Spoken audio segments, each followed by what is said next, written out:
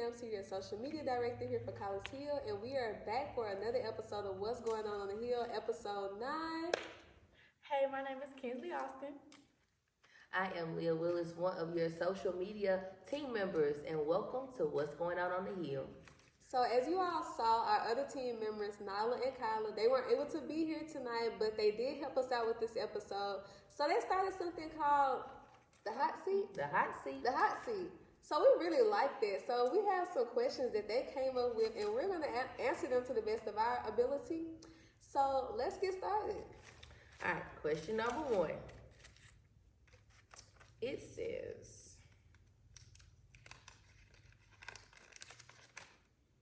if you were going on a spiritual retreat, what 3 things besides your Bible would you take and why? Okay, so number 1 would have to be my phone, because I just cannot go anywhere on my phone. Number 2 is a notepad to take good notes so I can reflect once I get home, to think about what was all said. And number 3, let's see. I just really don't know. Maybe some type of a drink, maybe a coffee, water, juice, something just to keep your mind flowing, whatever's going on at that moment. So that's my answer. My 3 things would be, of course, my phone, a notepad to take notes also, and some attire, some dresses, because you can't go nowhere without clothes. I would say I would take my phone, because like I said, we can't go nowhere without our phone at all. No. So if we be realistic, I'm just gonna say my phone, something to drink like water, like a couple snacks. Because if I need to take notes or something, or look up some things, I can do that on my phone. So yeah. So that's what I think. Okay. Go pull it in. Okay, so the next question says, what is a hard learned lesson from your life? A hard learned lesson that everything that glitters is not gold. Yeah. Which basically to me is saying everything that looks good is not always good. With me being 26, it's that age where a lot of your friends are, in relationships, they probably farther in their career. And I guess at one point, I was thinking that I wanted that. And then just looking, you can only see what people put out. You're not seeing what goes on behind closed doors. So everything that glitter on social media, what they putting out, it may not be gold. It may be a lot of tears, a lot of hard work. It may be things that they don't necessarily want. So that's really a hard lesson that I'm still learning today, that everything is not what it seems. You can't take stuff for face value. You have to just live your life. And that's basically it. That's a hard lesson. Yes, ma'am. Mine would be everybody not your friend. That's a good one. That's a good one. Sometimes you tell people stuff, and the minute they get mad at you or you do something they don't like, they'll just tell everybody, and you were so close with this person, but now they're just telling everybody. So my advice would be just stick with God. That's your only friend. I like that. That's good. I agree with both of them said. Those were some of the things I was thinking about too. And another thing that I would say was one of the hardest lessons that I've learned throughout the past few months is to love others while they're here. Love others while they're here and make memories. Because for one, as y'all know about my dad, ever since then, I've been loving to make memories with everyone. So because you never know when someone, that may be your last time talking to them or seeing them, but when people are gone, you no longer have them here physically. So make memories while you can, because those are going to be the only things that you have. Photos, videos, text messages, all of those things. And even just loving people while they're here. Once people are gone, you can't tell them how much you love them. They can't see how much you cared about them or none of that. So while you are here, just show people that you love them and that you care. I like that. Good job. Okay. Hopefully I can see it. Okay. This one says, what is something that you would like to tell the older generation? Okay. I'm going to let one of y'all start off with that one. Okay, so something I would like to tell the older generation is, we got this. Y'all, y'all can just sit back in y'all seats. This is what y'all raised. Y'all raised us to be a part of the church, and that's what we're doing. So I just want to tell y'all that, like, we got this. We love y'all for teaching us what we have learned, and we got this because we are the future. I would say, first of all, thank you for just the things you instilled in us. You know, us going to Collis Hill, like I said, 26 years. The things that y'all have instilled in us that brought me this far, or get to the foundation to what I have in my adulthood. Just like Kim was saying, and now people say, you know, it's an age gap. Why young people don't come to church? And I think it's because we don't know when to step back or to step over. We have got properly trained you know, how to do certain things, how to do stuff in decency and order. So I think now it's just to trust us a little more. Trust us to get the job done. Trust us that whatever you all taught us, that we can not only live it, but do it exceedingly and better, so that y'all can see what the hard work that y'all have done coming to fruition. And I definitely agree. Like they said, you all have trained us to be the young ladies that we are. Young ladies who are still in the church, who are being examples to those who are under us, you know, in age. And I would say, just give us the opportunity to make the change, the modern day change. Like, it's a lot of different things that are going to have to take place, you know, different settings in order to reach the youth, like our age now. One thing that we have been implementing here within the past almost a year since Pastor got here, on social media. Like, that's something that's very important. I know a lot of people do not like social media. We have heard that. But it is something you're going to have to get used to, you know, just being able to reach everyone. And just being able to bring in the young people. Because once all of the older people are gone, we are like the next generation. Like, we're the ones who are going to have to be leaders in the church, run the church, you know, et cetera, et cetera. So I would say just give us the opportunity to show you all what it takes to bring in the next generation. Okay, let's see. Choose a small one. What do you want your legacy to be? Can you start that one? Okay. I would say I would want my legacy to be people just knowing the type of person that I am. I want to, whenever I leave this world, or whenever I transition, if I transition to another state or something, I want people in my church or hometown to be able to say, I was one who helped others in any way that I could.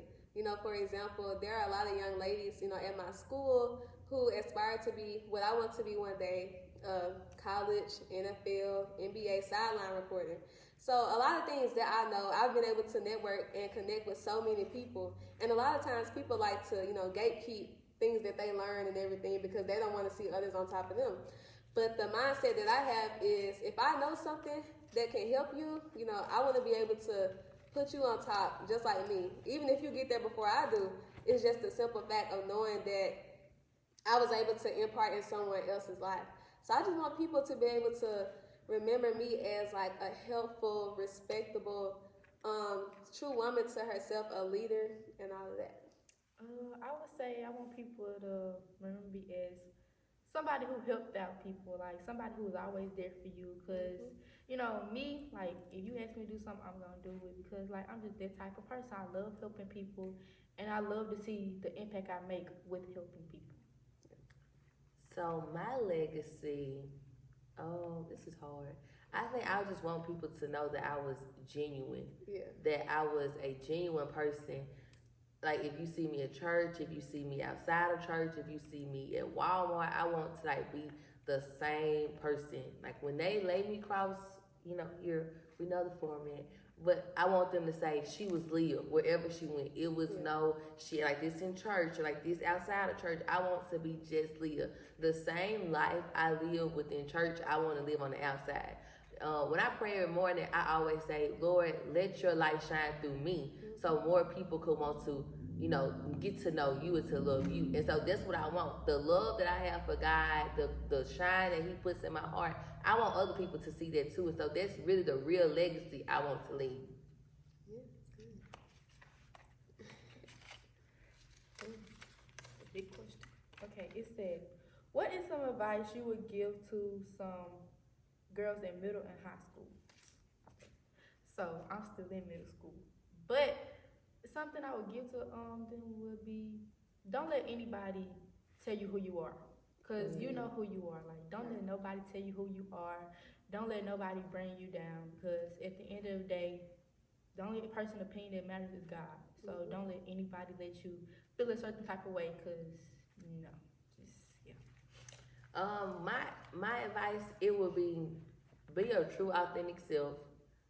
Stay in school, get your work, because high school and middle school, that's just the beginning. If I could just laugh at my old self, the stuff I stressed about now is I take it with a little grain of salt compared to the bigger problems you're gonna have to face in your adult life.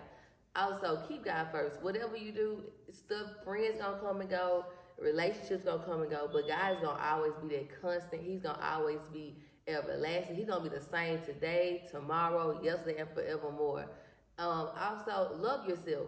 Don't let anybody tell you what you can't do, what you're not. You're not pretty enough. Don't let social media be a determining factor of how you carry yourself. Love yourself. When you love yourself, everything else gonna fall into place. When you love yourself, people gonna flock to you. They'll flock to your personality, how you carry yourself, because that's what we're missing. Good Christian young ladies who know how to carry themselves in the right way. So that's my advice. I would say listen to your parents. I know being in middle school and high school, being in college now, I remember a lot of the things that they used to tell me, like even the thing about, like we were just talking about, everybody not your friend. And then middle school and high school, I did have like people who were, we stayed friends for a couple of years, and I'm like, I'm not gonna have that problem. Then as soon as you get to college, when you think that's the time to have fun and stuff, you get friends, but you find out that those that you were closest to, that you told everything to, that you went everywhere with, that your parents met, like all of those people, a lot of them end up not being like your true friend. So I would just say anything that your parent tells you in middle school and high school, like, I know a lot of times we might think they're hard on us, but it's all gonna pay off. And another thing I would say, like Leah said about social media, I know nowadays we got this thing when we see Instagram models all over Instagram. And then in middle school and high school, you kind of start feeling yourself, you get a little boyfriend and stuff and all of that. And then a lot of times we see like males, like they love these Instagram models, and we be thinking like, what can I do to be like her? Like you start changing the way you dress, changing the way you act, changing where you go, just changing your whole character.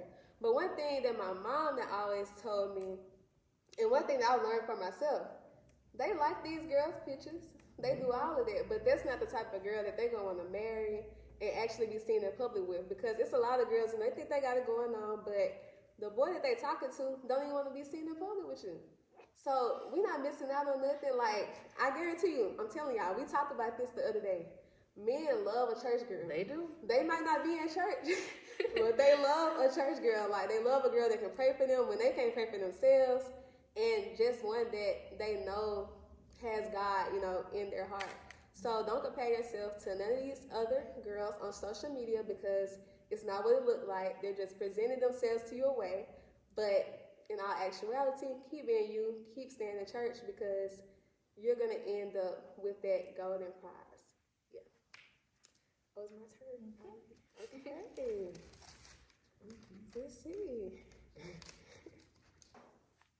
Okay, guys, so this one says, John chapter 14, verse 2 tells us, my Father's house has many rooms. What will your heavenly room be like? So, my heavenly room, I think, first of all, I love anything cheetah print. So, I gotta have something cheetah print in there. So, I need this one thing. It can be a cheetah print rug, anything cheetah print. I would just like a wall of scriptures. I would want each wall to be titled something.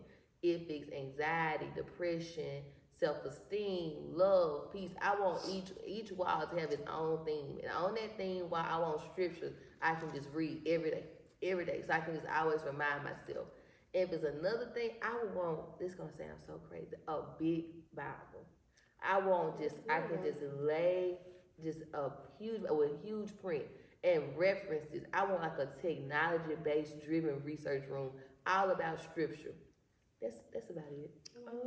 So mine would be like full of flowers, like a fairy tale, and like Leah said, like technology. So in the background, we just have scriptures repeating over and over again.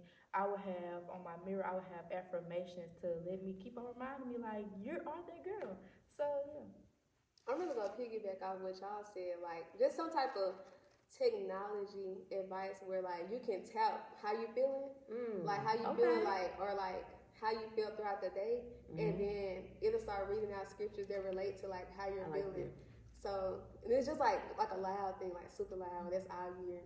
And I would say a phone call like to God, like a phone that directs you to God, where God can talk directly to you. Like He does that anyway to us, but just being able to hear His voice, like just being able to hear His voice. So that would be my thing, like just something to be able to keep you going every day. You know, just talk to God. I like it. Okay. Whew.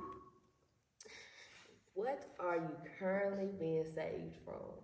Ooh. That's deep. Okay. Super transparent moment, low self-esteem. That's something that I'm being saved from right now. We have all talked about comparing yourselves, comparing your situations, comparing life from friend to friend. And when you feel like sometimes everybody is one step ahead of you, it can feel like you're not doing enough. And so even though I'm being saved from, like, it's every day I pray for, and the scripture that comes to my mind, I don't know if verbatimly, but it's be like, you don't understand what I'm doing right now, but soon you will. And so I think about all the times right now, trying to get my master's, trying to find myself in this huge world. I just keep reminded, I may not understand the trials and tribulations that I'm going through. I may not understand the hardships, but God knows why I'm going through it. God knows exactly the steps I'm taking. He knows exactly, because He knows what the end goal is going to be. He knows the desires of my heart. So I think that's one thing that I'm really just being saved from right now. And just like I'm being saved from, so the reaps and the benefits is to love myself even more. I love myself already, but I want to be able to fully love and adore myself. And so that's something that God is working on me with, my low self-esteem, and every day it's a uphill journey. I would say depression, because nobody really, like, when you're really like in your bed crying, like can't sleep at night crying, the only person that sees you is God. So many times I've been crying, I have been praying and asking Him to like save me, because like I hate it. Like don't nobody know how I feel, but like it's something that I've been saved from. Like it's not easy, but I would say like down and out thoughts. Like I probably been I know for sure I was knocked down to my lowest in November, like when I lost my dad. Like I can continue to say that I was knocked down to my lowest, definitely. So just like even months later, some days it still feel like it happened like that day. And just having to like go out, come to church or go different places and just act like you just, so happy, because you don't want to go places just looking like how you feel. So just having like to go places and just act like everything's okay and still try to be that encouragement for someone else. Like it's like a lot of times I might think about, like, I'm graduating coming up in a few months or whatever. And I be thinking about the fact like that my dad is not gonna be there to see me like walk that stage. And the fact that he's been at every single thing, every single accomplishment that I had, like he's been there every single time. So I just think about stuff like that, and like even like my mom, taking on the role of mom and dad now. My little brother, he's 14, like he has a lot of more years of like growing up. So just being able to just conquer all of that. A lot of times it gets hard. Like she said, like Ken talked about like depression. Like a lot of people don't know like what you go through at night. So just like Pastor talked about in Revival on Tuesday, he talked about how like you are a different person when you get around everybody, but when you're alone, like everything just hits. Like no one knows like what you're going through. So I would say that, but I do believe that God will like deliver all three of us from like everything that we're going through, and all of you as well, because He sees all of our problems, like they said, and He's the only one that can really help us. People can encourage you, but only God can bring you through it. So we're trusting Him and believing that He will do that. Okay. I like that. That was a good question. Okay. When have you felt the farthest away from God? Ooh. Now let Kyla get hard with the questions.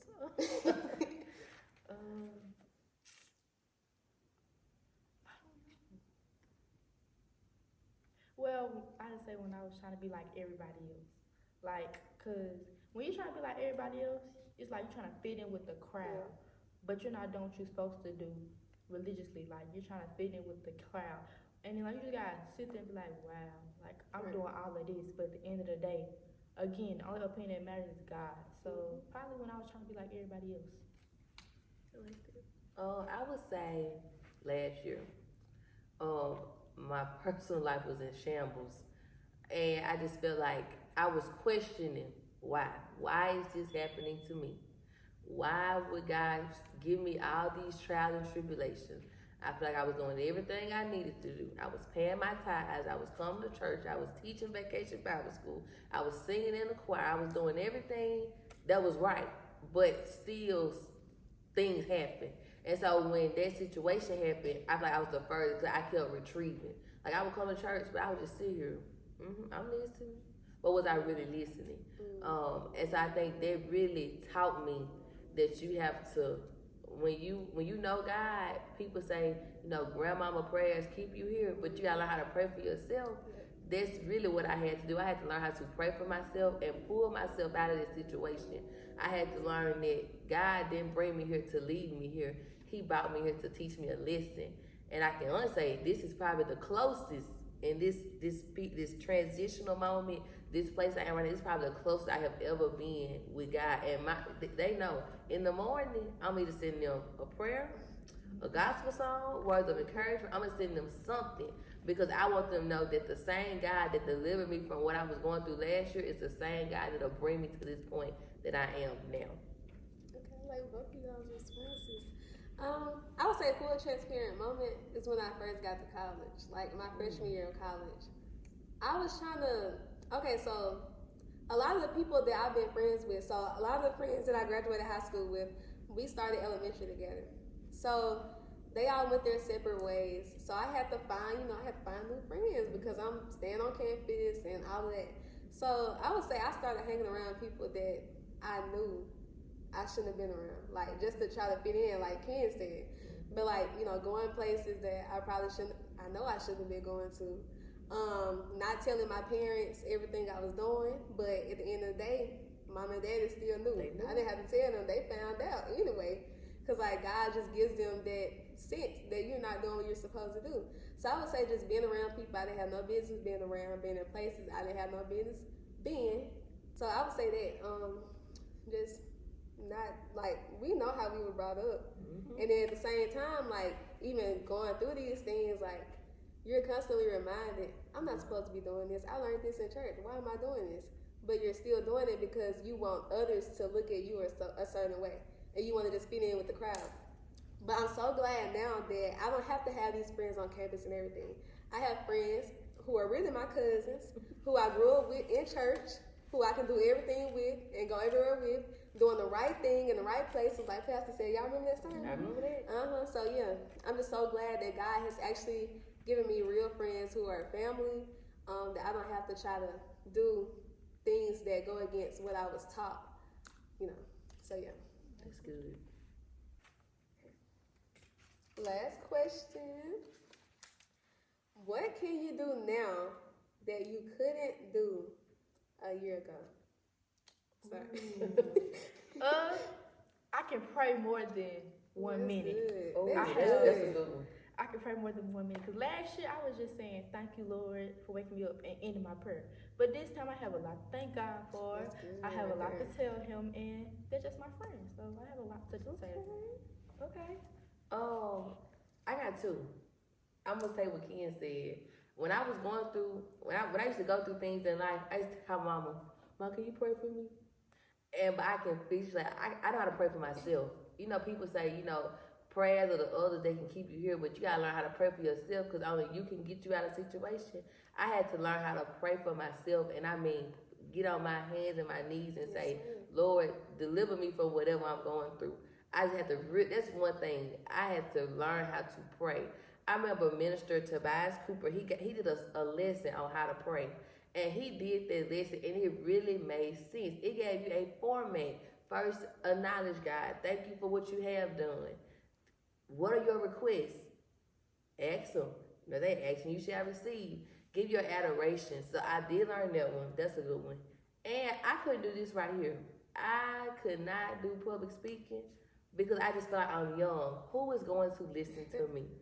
So like being on a platform like this, it really has opened my eyes. Just to know how much our church family, how they encourage us every week, it really makes it this easier. It makes it easier for us to do this, especially me, because I always been the one. I like to be a leader, but I'm going to sit back and watch. So to me, to be on the front side, it means a lot. And so I thank Liz for even choosing me to be on the social media team, to giving me that push, but also my church family for just the constant support and love and prayers and everything I do for us. So I'm going to steal y'all answer. Pray. Because I don't learn how to pray for real. Like Ken said, my prayer was, Lord, thank you for waking me up this morning. Thank you for everything you've done. Let me see another day. Amen. Like, I mean, that's genuine. Like, that's true. But, like, we all think about why we going through this, why we can't see ourselves out of this. But it's like, you're not even praying to God, telling him what you need or what you want. Like, so I would say, I know how to pray for real now. And I can honestly say, like, a lot of us can attest to this, even in church now. At one point, we were scared to stand up. We were scared to stand up, scared to wave our hands, scared to just say something like, you know, while the preacher is preaching and all of that. So, like, we are really growing spiritually. I can definitely say that. And another thing I would say is, I feel like not to brag, but I just feel like I'm really doing my thing with my media stuff. Like, I'm not even talking about just the church, though. I'm talking about, like, with my own sports platform and everything now. So I'm doing photography, I'm doing video content creation, I'm doing interviews and everything. So like I'm really doing a lot like at a young age. So I feel like I have like the upper hand and like what I want to do in life. But that's all thanks to God for giving me the opportunity and like even the opportunity to do this in church, because a lot of people don't know like this is really helping all of us like in many different places in our lives. So and with the church, like we got a good team. We got the best social media team. Like we got the best social media team. So yeah, that's what I would say. So that was the last question. Okay, and I also want to remind you guys that we are that next Sunday, which is Easter Sunday, that we will be having a hat and ties competition. So don't forget, and we want to see what y'all working with. So like she said, ladies, hats, head bows, head ties. We want to see ladies and the young girls, and the boys and the men, ties and bow ties. And not even that, like we want to see your best fit. Like put on your best fit. You know, we trying to step the game up in every which way. So we want to see your best fit. We have a couple more announcements coming, and we're gonna try to put together something special for next week's episode. So you definitely want to tune in. Thank you all again. I'm going to let Ken close us out like she always do. Come on, Ken. Bring it to us. Thank you all for watching us this week, and see you next week. Bye. Love you.